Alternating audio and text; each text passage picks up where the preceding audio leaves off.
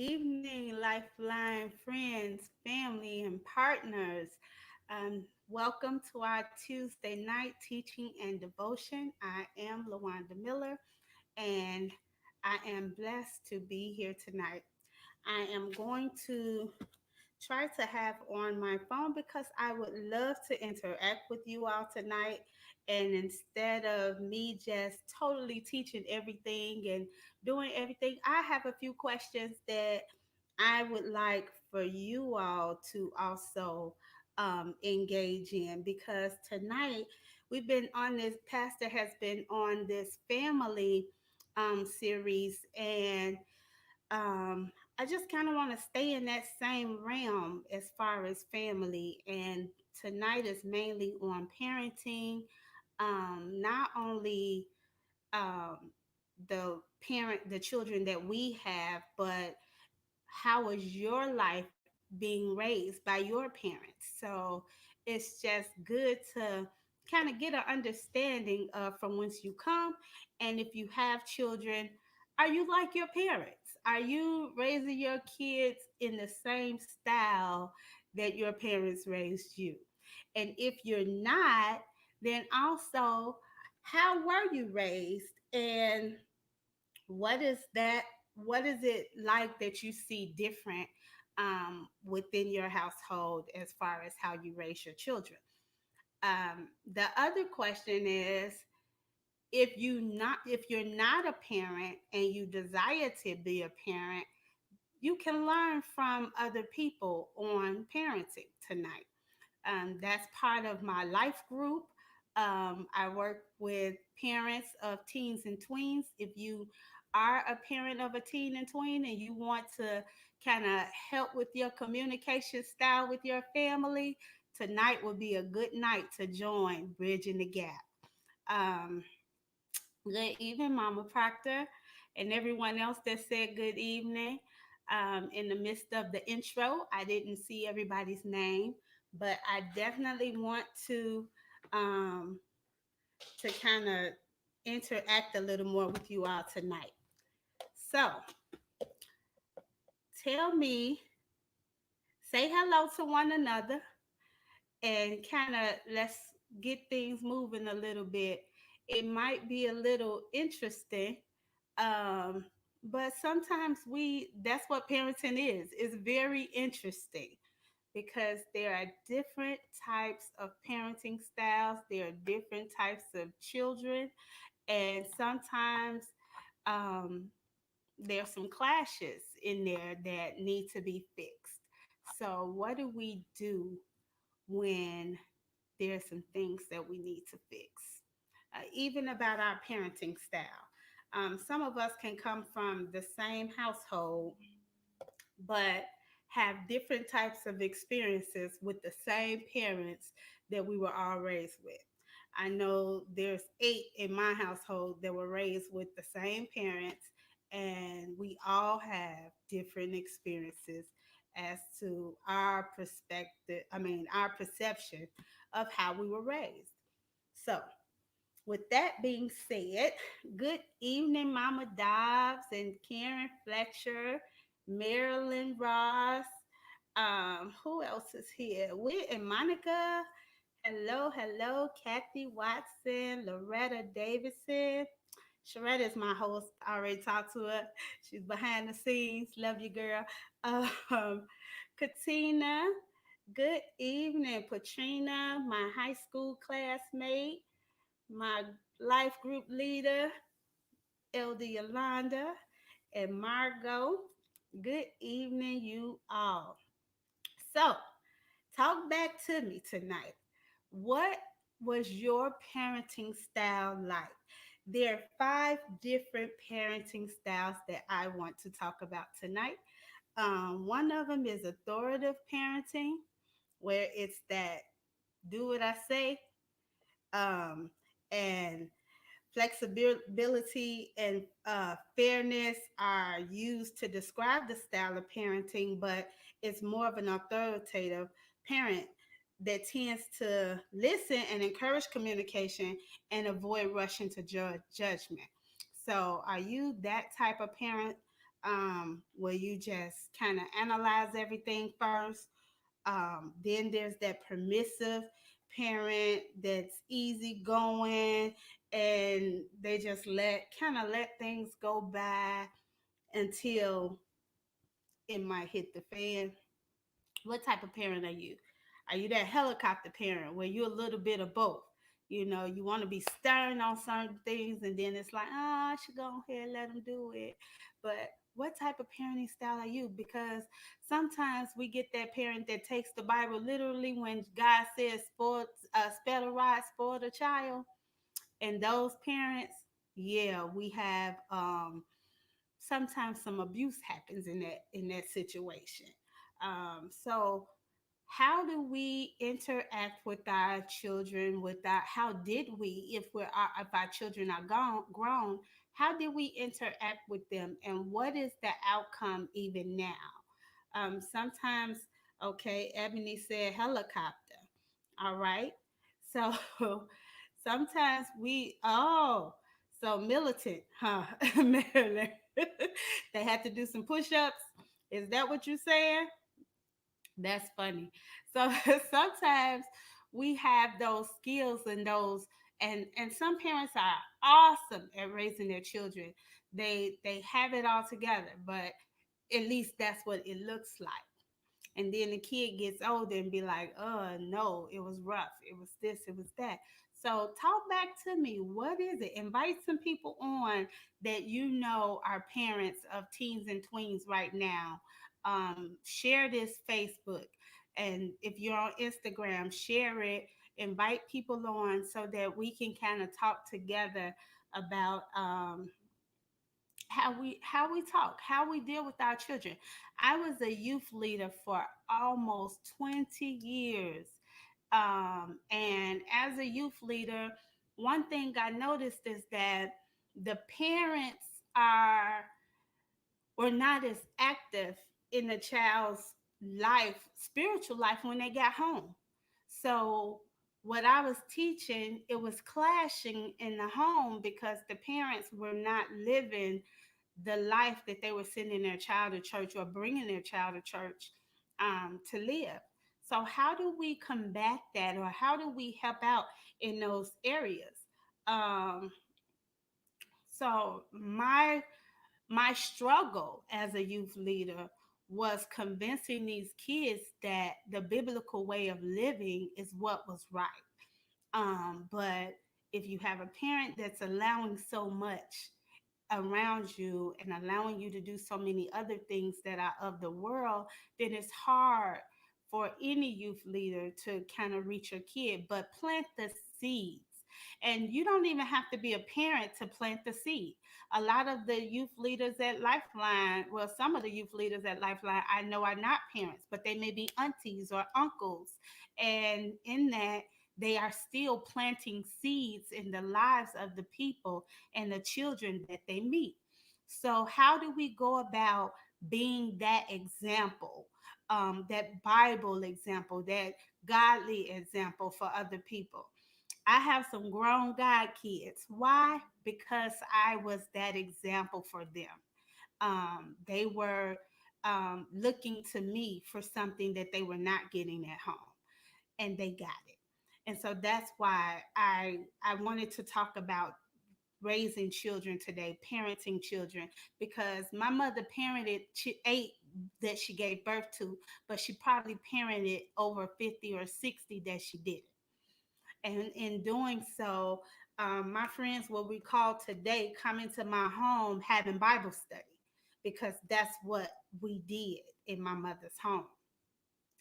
My daughters were able to tell their friends, talk to my mama, because they knew that I would give their friends wisdom, wise advice. I didn't send them out in the wrong way. So, how do we deal with this parenting thing and being that example to others on a regular basis? How do we do that? What are we doing to show that we're there for somebody else? The Bible tells parents to train up their child in the way that they should go. And when they grow old, they won't depart from it. So that's basically saying, yeah, they're going to get older. Some things are going to change in their lives. But even if they step away, they're going to come back. They won't depart from what the teachings that you gave them. If they have a foundation, and that's where it all begins, your foundation has to be solid. It has to be that rock, and the rock is Jesus. And when you give them Jesus, you give them everything they need. And I just am glad to know that in the midst of everything that's going on, if we lose everything and we still have Jesus, we have more than enough. We have everything. My mom is on here. Hey, ma. Louise. Say hi to my mother. I always tell y'all to do that. Say hi to Louise Lord. That's my mama. She's in Georgia. So, how do we work with young people? How do we deal with the trying to show them godly examples? How do we do that when that's not what they're getting at home? How do we do it when we're trying to give it at home and we're single mothers and we can't do it all? How do we do it when we're trying to do it at home and we don't have a mate or spouse who is in the Lord or trying to live for God? How do we balance that? Because there has to be a balance in what we do. And the balance is always give them Jesus. Always give them the word. The Bible tells us to do naturally and spiritually, naturally first, and then spiritually. However, it's what we do naturally is nurture them. We give them, we give them the nurture that they need. We feed them. We plant things into them that are positive. How do we plant? We speak good to them. I have a problem when people call their kids bad because no child is bad. They may be curious, they may want to know something, they may be a little hyper, but it's not bad. And when we say, oh, you bad, you bad, you're bad, that's what we're planting in them. And when you plant it, they act out of it, it grows. And so it's like they always said I was bad, so might as well. But if we start speaking those good things into our children, if that foundation is, I love you, you're beautiful, you're an awesome kid, you're smart, you're intelligent, I just as an example, I love the way Sharetta and Carlton do with Kaden. I love it. And I have told them that. They are amazing parents to him. And it could be because they had them later in life and they've had more life experiences before having a kid. But I feel like he will be one of the most cultured children in his generation because of this. So I'm not saying that just because she's hosting tonight, but I have said it to her, even through a message, because that's how I feel. I love to see it. I love to see parents nurture their children with a good foundation, not just the biblical side, but even the side of the world, the earth, and letting them see things that they've not seen before. um so sometimes we as parents, or we don't always get it right. We make mistakes. We may not always say the right thing, we may not always do the right thing, but we can always have those conversations with our children and let them know we love them, let them know that they're the most important people in our lives. So coming back to parenting styles, an authoritative parenting style can be uh, when discipline is needed, it says that it is typically just and predictable. Usually the child know what their discipline is going to be. One rule that I stuck with as a parent was don't cuss my kids. I used to get upset seeing people curse their kids out. I'm like, no, don't curse your kids. So I didn't curse my kids. and somebody tried to tell them, your mama said bring your so and so here. And the first thing they said is, no, she didn't. And they was like, how you know she didn't? She said, because my mama don't curse at us. And she wouldn't say that. And that's true. And so some parents do that. That's their communication style. For me, it wasn't. And so that's one thing I didn't do. Then it's teaching. Always use experiences that happen before your kid as a teachable moment. And I've been sharing that since my girl saw some things on TV. I stopped the TV. I said, hold up. I said, this is not the way things are supposed to be. This is not how things are supposed to go. This is what it should be, and this is how God set it up. And for them, that was good enough. Just sharing any teachable moment, anything they see on TV, anything they see in the street, let them know. Making every moment that they experience a teachable moment, whether no matter how old they are. I mentored young girls, and so they were always around me. And as I mentored them, my daughters got what they got, to the point where they was like, "Mama, what is that?" Because I was talking, and it was like I was above their head, and I said, "Oh, I'm sorry. I have to come back." Because now they're 9 and I'm trying to teach them something that I've been teaching 13, 14, 15-year olds. So sometimes we have to make sure that we're on their level. Make sure what you're teaching them is on their level. When you see kids that know too much too soon, it could lead to some problems in life because they're too experienced in things of this world too soon. Like, I didn't give my daughter cell phones until they graduated from 8th grade because they didn't need it. I was the one that dropped them off at school. I was the one that picked them up. The school had a phone, so I didn't have to worry about them having to call me in the middle of the day.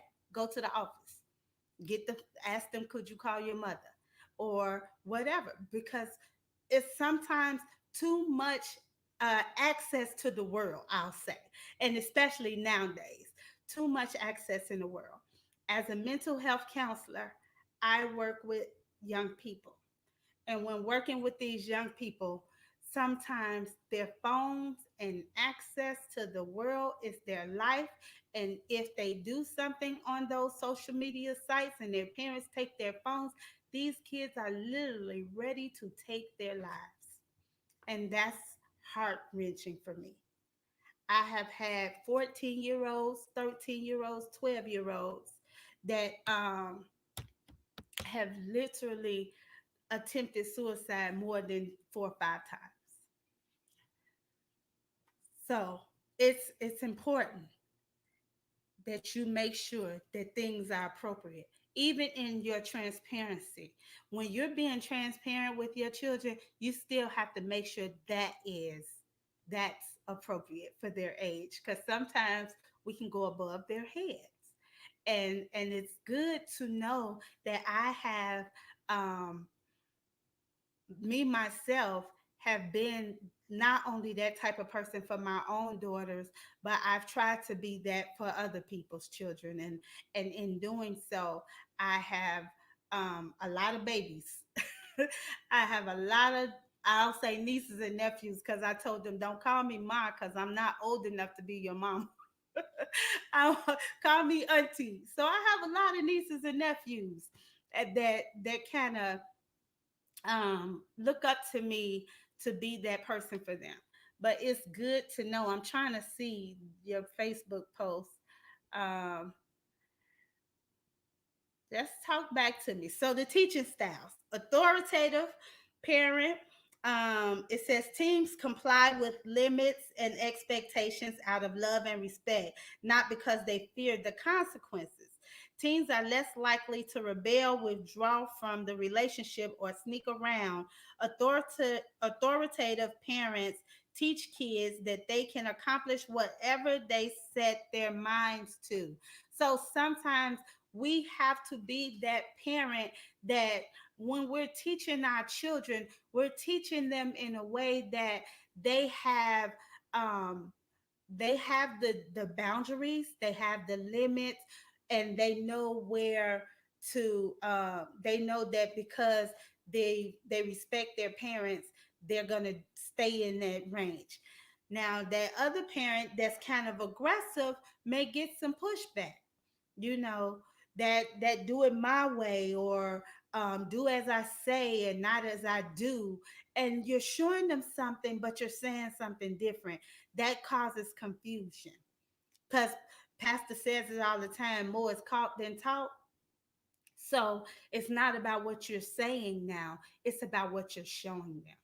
So if I show you the bitterness, the anger, the everything that I've the rage in me, if I show you that I'm a partier, a drinker, and drug user, and I'm doing all of this stuff in front of you, then you know, or around you, or your kid knows what you do, they kind of can rebel against that. And when they rebel against it, then you're more angry.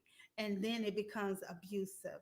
So you don't want to be that type of parent or even leader, because even dealing with youth ministries, what you know is what you take to them.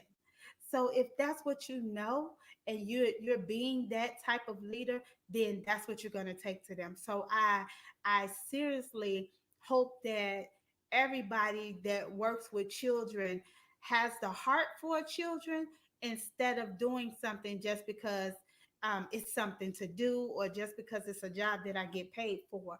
Have a heart for those children, where you would treat them like you would treat your own children. You would love them like you love your own children. I see Markia and even Karen Fletcher, who always who are working with the children, and then the team that works with Markia, and it's so much love. I've never seen. Well, I was that youth leader like Markia. Those kids went home with me. They had weekends at my house. Some of them spent weeks at my house, and so it was good to be that type of leader for them.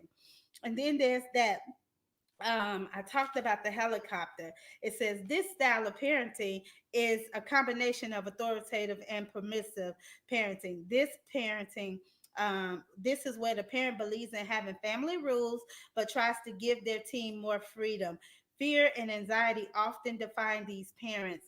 So there's a lot of parents that that you're right, Sharetta. You won't get rich in the field.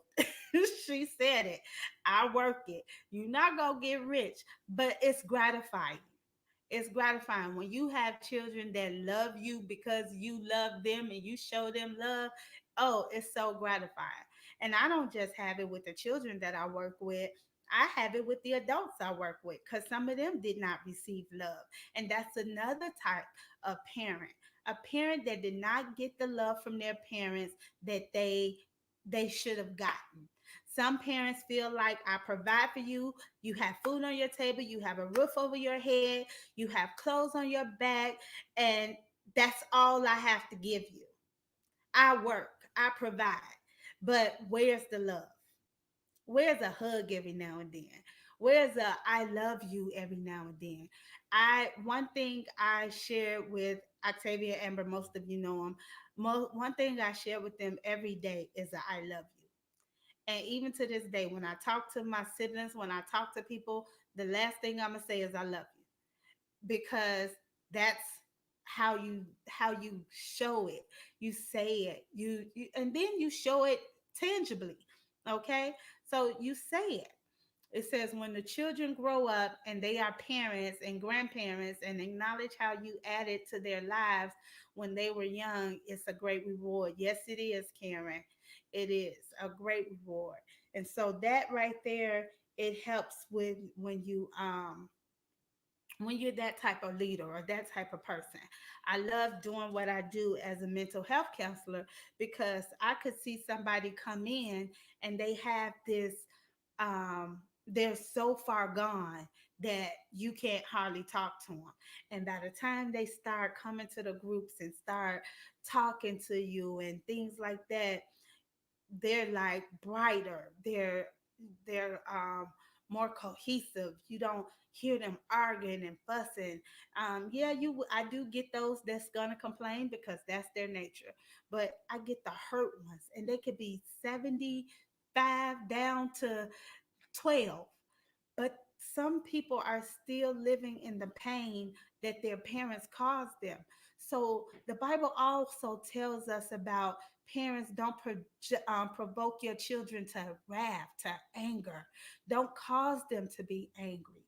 How do parents cause their kids to be angry? In so many ways. In so many ways. I had patients who parents beat them, who parents abandoned them, neglected them, even of food, who parents left them alone the majority of the time. And so they feel like they raised themselves, and they become angry, and they become bitter, and they're hurt. And I have to walk them through that forgiveness phase to where they're able to love, um, forgive in spite of. It's like you might not ever get an apology. Parents that apologize to their children, I love it, because we're not always right. Sometimes, like I said, parents make mistakes. And saying I'm sorry and why you're sorry is so important for a young person to hear. So, as I talk, I'm talking about some of the things that I will share in my life group, Bridging the Gap. So, if you're interested, if you're a parent of teens or tweens, if you're a leader of teens and tweens, and you want to know some things that you could share with the parents that you see, join the group, join the life group, so that you can see different ways to work with your children, different ways to work with parents, and to educate them. um, Working in the education arena should be your passion. Working with people is my passion. So, um, Katina, if you don't have that passion to work with people, especially children, you shouldn't do it. You shouldn't do it. Some teachers are the worst because they have horrible communication skills, and they don't know how to parent. So, or some of them don't even have parents. But so they go off what they learned growing up. It's not necessarily book stuff. It's a heart thing. It's really a heart thing. So if your heart isn't in it, then you shouldn't be in it. Complaining about what you do every day. You know, those kids get on my nerves. Those patients get on my nerves. That bugs me because I hear it. I hear it from nurses. I hear it from other counselors, and I'd be like, "This the job you chose. What do you mean?" It's my passion, so I do it without a complaint. Yes, sometimes they can get you to the point where you want to scream. Go somewhere and scream and come on back with a smile on your face. Deal with it, because life happens every day, and it's not just for us. So how do you handle those? How do you handle children that have issues, have mental illness, or have ADHD? You don't yell and scream and fuss and shout and beat them. You don't beat them. You learn what the issue is. Take them to get seen by a doctor. Take them to and go to some classes to learn how to deal with ADHD. Children with ADHD, learn how to deal with children with depression, children with anxiety, children who are suicidal. Learn how to deal with them, so, and to talk to them, and then learn coping skills to help them. As I don't want to yell at you. I don't want to fuss at you. I want you to learn how to cope, learn how to live, and and and um and when you feel the signs of anger come into your body, because there are some signs. People get hot. They clench their fists, their teeth start clenching, their head start hurting, they sweat. There are so many signs that your physical body give you when it comes to um, working with people, that you should know when it comes to getting angry or getting upset, that you should be able to recognize, okay, I got to step away. And it's okay to step away. in dealing with family. It's okay to step away. It's okay. It's okay to say, I need a timeout. I have to call you back. If it's a phone conversation, it's okay to say, can I call you back? Because I need to pull myself together. It's okay. And sometimes we have to understand that it's okay. Even in family, it's okay to step away from situations that are getting tense. Come back, just come back. And when you come back with a mindset. I tell patients, I teach positive self-talk. I can handle this. No matter what they say, I'm gonna remain calm. So you have to talk yourself up when you feeling that way. Tell yourself it's okay. Tell yourself, no matter what's being said, I'm not going to get offended. If you talk yourself into that before you go into the conversation, then the conversation may go a little better than you expect, because sometimes people know how you've behaved in the past, and so they go there first. To, I knew he was going to do that, I knew she was going to do that, because she always do it. But if you go in with the mindset that you done talked yourself into um, calmness, you've talked yourself to that place of calm, and you go in calm, and nothing they say, even if they say it in an offensive way, is getting to you. You like, okay, I understand. I hear you. Okay. Can you give me clarity on that? Can you give me an example of what you're meaning? Because I want to make sure that we're on the same page and I'm perceiving what you're saying correctly. So when you do that, and you've positively talked yourself up to a calm place, that conversation can be just as smooth, and you can say, I'll take what you said into account. However, we maybe we need to come back to this conversation at a later time. Let me think about some of the things that you said. And when you're the one who have to confront some things, say I. Do I statements instead of pointing a finger. You did, you this, you that. And that's how you got to do with kids. I feel disrespected when you don't do what I ask you to do. I feel disrespected, or I feel like you're not listening to me when I'm talking to you and you steady playing on your phone. So those I statements, they work. It all works out. So parenting skills, and doing those things that will keep you calm, doing before the meetup, before the confrontation. Like when your kid make you mad and you start blasting off, exploding, that's more than what the situation is right now. It's everything that they probably did that you did not confront when it happened.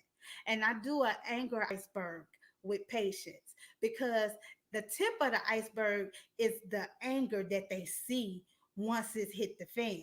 But when it's down here, the lower part of the iceberg, underneath that waterline, then that's everything that needed to be confronted when it happened.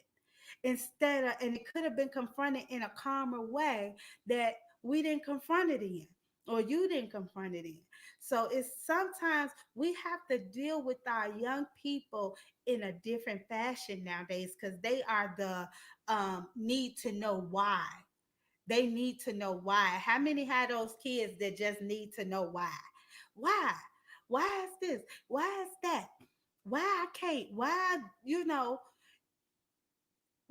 They need to know why. So sometimes we got to give them the why. This is why. Can you tell me more?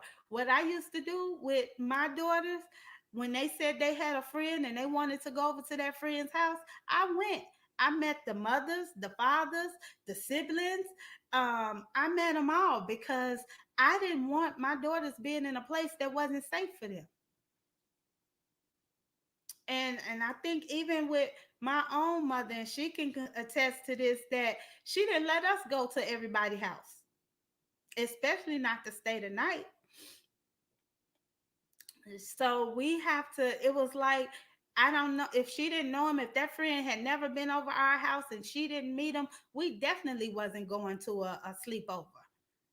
And I could only think of maybe one friend whose house I went over to a sleepover as a kid. Maybe two as a kid. Maybe two. Because she didn't play that. We weren't going to everybody's house. She said, "You got that right." We wasn't going to everybody's house. But we stayed safe in that manner as well. You know, you never know whose uncle is there, whose brother is there, whose daddy is there, who gonna, hurt your kid, or even the mothers, the sisters, anybody. You don't know what they do in their house. Yes, that's exactly what my mother did. She said, "Let me meet them and their parents." And if they had brothers, they definitely wasn't going over to stay the night for me. It's like, nah, no. They can come over here. They can come over here, but no, I'm not sending you over there to stay the night. So sometimes in our parenting styles, we parent according to our own experiences. And I know some of us have had some traumatic experiences with um, family members of our friends, or in our own households.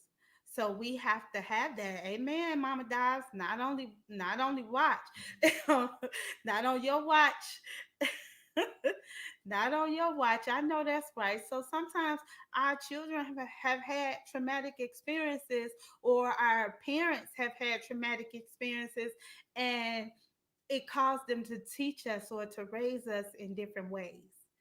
And sometimes we made those decisions out of our trauma and out of the things that we went through as kids. So now it's like, okay, I don't want this.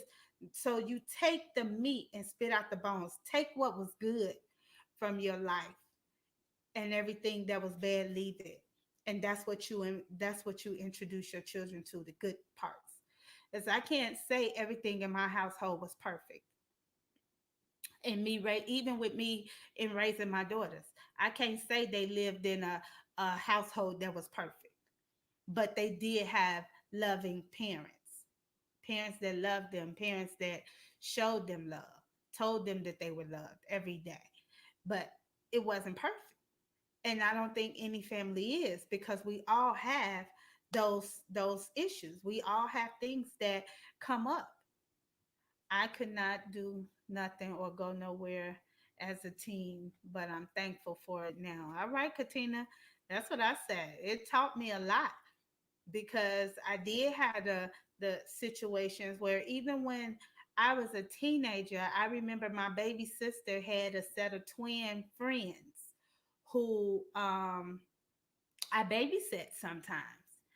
And the mother they were little girls. The mother let them stay at another friend's house, and the uncle raped one of the babies, gave a disease and everything, broke a pelvic bone, all of that. And that's from allowing some things that probably should not have happened. So now this baby has a trauma that has taken her to a place where she probably won't remember it to that extent, but she'll remember it, because somebody's going to recall it to her, where it'll come back. And so sometimes we got to think about the places and the things that we allow our kids to do. Allowing too much freedom can be detrimental to our children.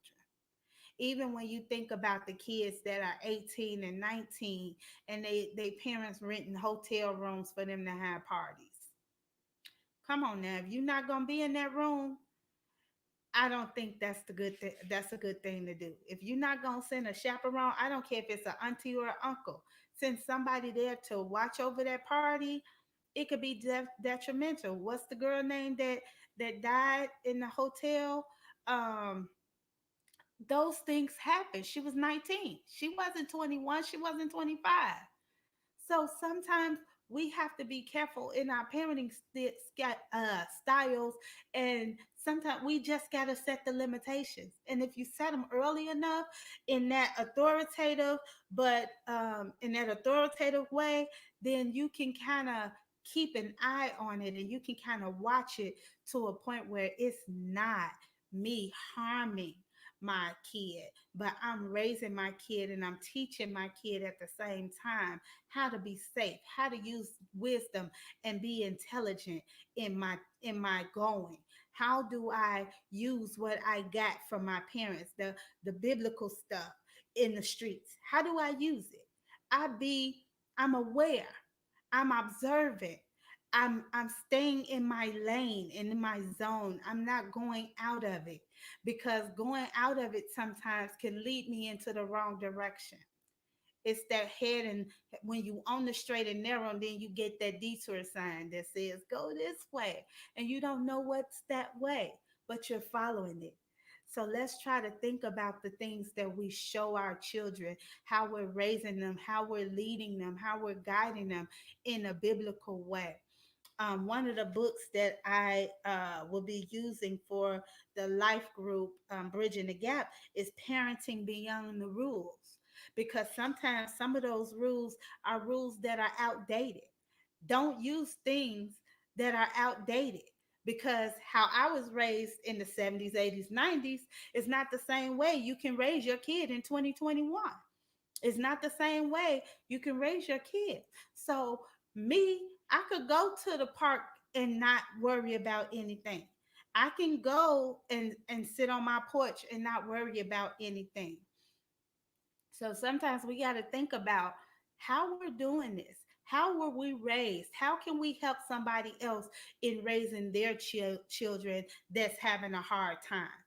How many people actually, it's the we always heard it takes a village.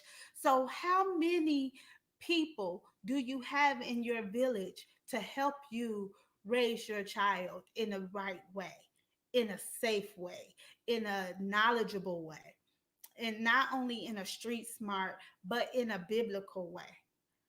I don't want to see another child get swayed by the streets, by violence, get taken in violence, this traffic, sex trafficking. All these things are happening, and where are the parents? I know there's that generation that messed up and dropped the ball because drugs came into play. And with that came a lot of abandonment and neglect of these children. And those same children are the ones that are out here shooting and killing today.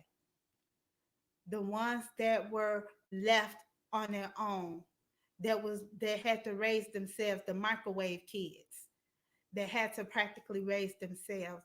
So let's learn to be that village. And it can't be, well, they not mad. It's not my business. I don't have nothing to do with that. I'm minding the business that pays me. No, when it comes to these young people, we have a responsibility. If you want to see something different, we have a responsibility. No, you cannot. I was just having this conversation with my 29-year-old daughter. She could not believe some of the routes her childhood friends have taken. I know that's right, Katrina. You know, we in the same age group, so I know. I know. I have some childhood friends whose kids are older than my kids, but they out there doing anything.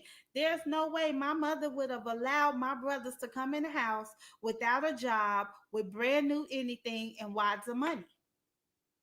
Where did you get it from?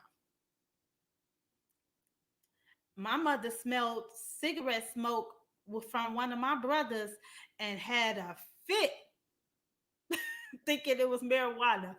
So I know that wasn't going to happen in Louise's house. That was not going to happen. Not there. So I know that some things, you know what your children are doing. You can't turn a blind eye. You have to be open to having these conversations and say, "Hey, son, you don't have no job. Where those shoes come from?" I seen a parent say, "Give them back, take them back, and don't you bring nothing else in my house that you have not worked for, that I did not buy, that we did not buy." His parents, take them back, and whatever money you have, if you didn't make it on a legal job, you better not bring it in my house. Sometimes you got to take that stance. If you know your child not working a legitimate job, you and they coming in with money, where they get it from? Question everything. Be that parent that cares more about your child living than about them having the things that they want. I wasn't buying the name brand everything. I wasn't. I wasn't buying the new fads. I was buying what you could fit and what looked nice.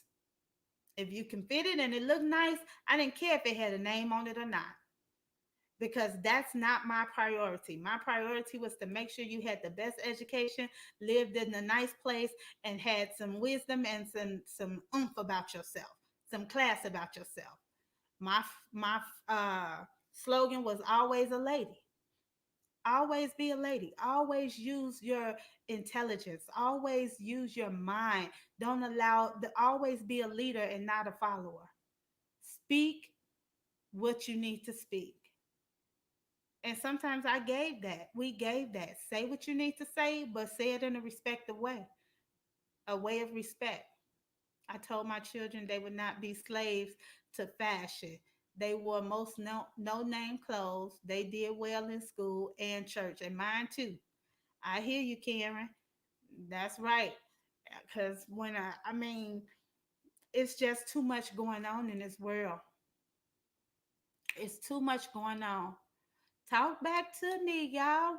What has been your experiences? Talk back to me.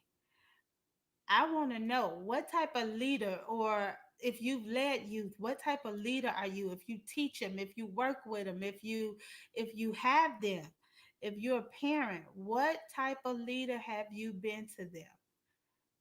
What type have you been? What type of parent have you been? Let's help some other parents out. We talked about some of the communication styles. Has anybody heard been a hovering parent? There's a such thing as a hovering parent. Always got to be around. Always got to know what's everything. Okay, they are ready to swoop in the first sign of trouble. They can't let you make a mistake without them being right there to catch you. And sometimes those kids regret. They hate that. Let me learn, cause don't you know that with mistakes comes a lesson? How many lessons did we learn from trial and error? How many lessons have you learned from trial and error? Sometimes these kids need to mess up so they can learn how to get it right.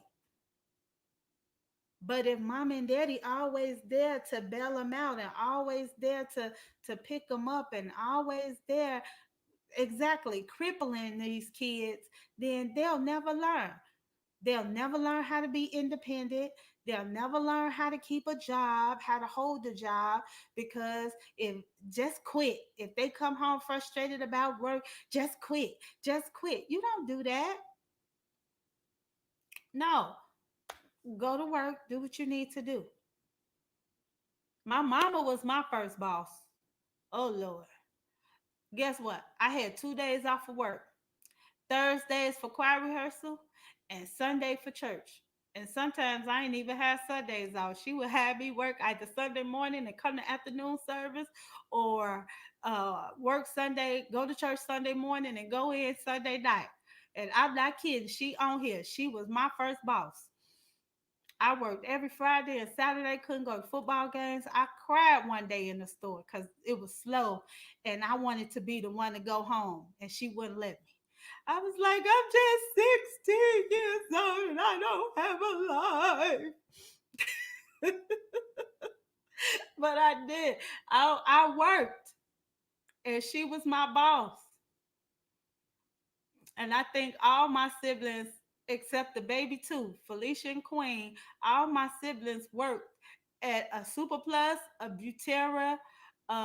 What else was it, Mama? If you still on here, I think it was Super Plus or Butera. She was my manager, and I worked except choir rehearsal and church Sunday. Yeah, I worked. So it's amazing how you get this work ethic and things happen, you know. I still, found a way to go out and enjoy my friends. She ain't like it. But I did. You come home after work. I would take clothes to go out after after work. I would take my clothes with me on Fridays. Go and go and go out after work because I got out of school early my senior year. So I would go to home before I go to work. I found the way. Oh, I got in trouble for it, but yeah, there's a way. I was still not a bad kid though. I just like being outside. I think I think she's proved it's been proven that she did us well as a parent. They did us well. So I just want to know, Cassandra, what kind of mother are you? What type of parenting style do you have? Are you a passive, a hovering, authoritative, a helicopter, or you both authoritative and you authoritative and passive, where you set a rule and then you give a little leeway, a little freedom. And then there's that lawnmower parent. It says this parent is largely a result of tough economic times. So when you've come from uh, a tough situation, uh, it says the rising cost of living, the need of higher education and not having the money, lower pay, the lack of benefits, all but demand parental intervention. Lawnmower parents tend to distrust those in authority and doubt the others. You see those. I know you see them.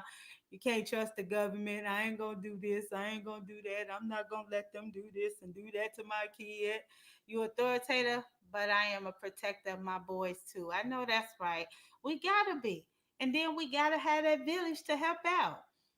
We gotta have that village to help out. Even with mine being 24, soon will be 25, I'm still I still have some worrying moments. I still have some moments where I'm very concerned about where they are, what they're gonna do, and things like that. They're both out of town right now, so I got a little quiet in the house. But I think that we're always gonna be parents. And even my mother still gets concerned about us, and we all grown, and she still had concerns about us and how we're doing and what's going on. And I'm quite sure she prays for us daily, and it's a beautiful thing. So sometimes we got to think about what parenting style we have. What do we want to leave? What legacy do we want to leave to our children in moving forward with their own children? What legacy? What legacy? We want our children to have the best. We want to lead the best way, even with other kids. We want to be an example. If we're leaders to youth, we want to be an example. If we're teachers to youth, we need to be that positive thing that they see, person that they see every day in their lives. Because guess what? A child will respect somebody that respects them and shows them love and shows them that they're concerned about them genuinely and not just because this is my job. I've had teachers to cuss students out. I've I've seen it just about all. And it's sad. I've seen teachers beat up students. I want my child to be kind and be a leader and honest. I know that's right, Sharetta. And most parents should. And that's why I was a single parent most of my children's younger years. I had the attitude of overcompensating for their dad not being a part of their life, not being a part of, and I became a permissive mother. But it's never too late. And I made a what you say, Katrina? I made a major turnaround. I know that's right. Sometimes we have to analyze ourselves and analyze the things that we do. Because, like I said, parents don't always get it right. Everything that we do is not going to be perfect, but it's okay. Okay, learn a lesson from the things that you did do that you messed up on. Learn those lessons and be able to come back. Yes, I believe every parent wants the best for their child, but may not know how to get it exactly. And some parents will go to extremes. I've seen parents put their kids out on the streets to sell drugs. I've seen parents put their kids out. But it's that other person in that kid's life that needs to say, "Hey, come on, pull them back. Be the village for them." If you know a kid that's going the wrong way and you have influence in their lives, be that person for them to help them. So many of us walk away and say, "It ain't my child. It's not my business. It's not, so be that person that can say, "Okay, I don't want to see this person go the wrong way. Let me see what I can do." If they need shoes, get the shoes. If they talk to the parents if you have to. Befriend the parent to the point where you can help teach the parent how to parent. I do that now. I help a parent teach her kids because sometimes you have to do that. You have to be that person for somebody because everybody don't know. Everybody didn't get that love and nurturing, and those are Maslow's hierarchy of needs. There are some specific needs that a kid needs from certain ages, from birth up until at least 5 6 years old, that will set them on the right path.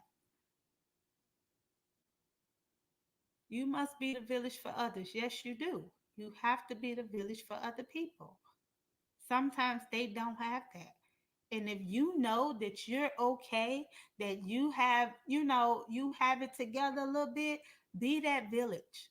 Be that person to help somebody else. Be that person. This is all in love. So when we discuss how to work with children and how to parent children, it's not just your children. It's how do you help the people around your children. Your children might come home with a friend that's in need. I remember Octavia and Amber coming to me. I was getting new furniture, and they was like, "Mama, please don't throw this furniture away. Can you give it to whatever that friend name was at the time?" Because we went over her house to walk her home after school, and she didn't have no furniture in her house. I went to my mama's house. I got bedroom sets and a full bedroom set because we had moved my grandmother's stuff into my mother's garage. Got a full bedroom set. Only thing she needed to get was mattresses. She had a dresser. She had beds. I gave her a futon, um, some tables. I practically she rented a truck and I practically furnished her house for her through people that I knew because you have to be that village for other people and show that you care about other people because that's what we are when we show love. And if that's what Lifeline is about, if we're loving God and we're loving his people, that's just part of it. And anybody can do it. Anybody can do it. Jesus is love. So if we're being made in his image and in his likeness, we can show love to anybody, even if we feel like we have a problem with them. It says forgiveness is a great asset. Yes, it is. I teach a forgiveness group every week at work, and probably sometimes twice and three times a week because it's so important. That's the root of so many issues in families is unforgiveness. Unforgiveness. So when I come in and I have to do a devotion, it's basically gonna be based off of things that I see at work and go through at work. Amen. Mama sending stars. Look at you. Amen. So that concludes. If you have anything to say, you can at this time. I'll read if you have any questions. Says we must help others. Older parents should help younger parents. That's being a Titus 2 person. We have to be that. The older generation should teach the younger one. The young people should be open to receive instruction. We need to mentor too. But in even with receiving the instruction, we got to give it correctly as well. We can't just tell people what to do. We got to show them how to do it. So it's not just um, that do as I say. Let me show you how to do this. I have parents who don't know how to cook certain things, and they'll call say, "You wanna make me this? You wanna make me that?" I could show you how to make it. I could tell you how to make it, and I could walk you through it. Cause sometimes we don't get that all the time. I'm gonna tell y'all, I started cooking at 10 because my sister, who was 7, 8 years older than me, moved out with my grandparents, and I was the second oldest girl. My mama literally taught me how to cook over the phone. Sometimes she would take something out I didn't know how to make it. She would call me when I got out of school, and she would walk me through it over the phone. So that's how you got to do that sometimes. My grandmother was making peach pies on the stove, and I was standing right next to the stove watching her how to make them. So sometimes we gotta be open to receiving it by being there. You can't be outside sitting in the living room on your phone or watching TV and learn how to cook. And that goes for males and females. It don't just have to be a woman learning how to cook or a girl learn how to cook. My brothers can cook certain things. One of my brothers is a real good cook. But sometimes we gotta learn how to do things and be able to share what the knowledge that we have. Share that knowledge. Don't just hold on to it, because they need it. They need it. I don't want nobody in my daughter's life that can only boil hot dogs and can't boil a boiled egg. I want somebody that can be able to cook her a meal too. Cook them a meal too. Because it's a new day. It's not when mama's staying at home. And I don't think I ever just lived in that world because my mother worked. So I don't know if I've ever stayed in that world, but to God be the glory that we're gonna be parents that and teachers and leaders that God has called us to be. We're gonna be the example to those that don't know. We're gonna be that example so that we can teach our young people how to live, how to do things in a godly fashion, even when we don't have that example at home, even when that example is not at home. Teach them. Well, it says you teach a kid how you give a man a fish he eat for a day, but if you teach him how to fish he eat for a lifetime. We want our kids to eat for a lifetime, and I'm not just talking about food, but we want them to eat for a lifetime by being that leader that teaches. We have to raise well-rounded young women and young men. Yes, we do, Karen. Yes, we do. It's so important. But that's it. And I am going to end this. If you all have nothing else to say, give the Lord a hand praise. And if you choose to sow a seed tonight to Lifeline, you know the ways to give. And this will be the end of my devotional. I pray that you got something out of it. If you did, give me a wave, a heart, or something. Give the Lord one, because God is good. Say amen. Amen. Thank you all for joining in tonight. I appreciate you being here. Um, it's always good to be able to share. Amen. Amen. Good night.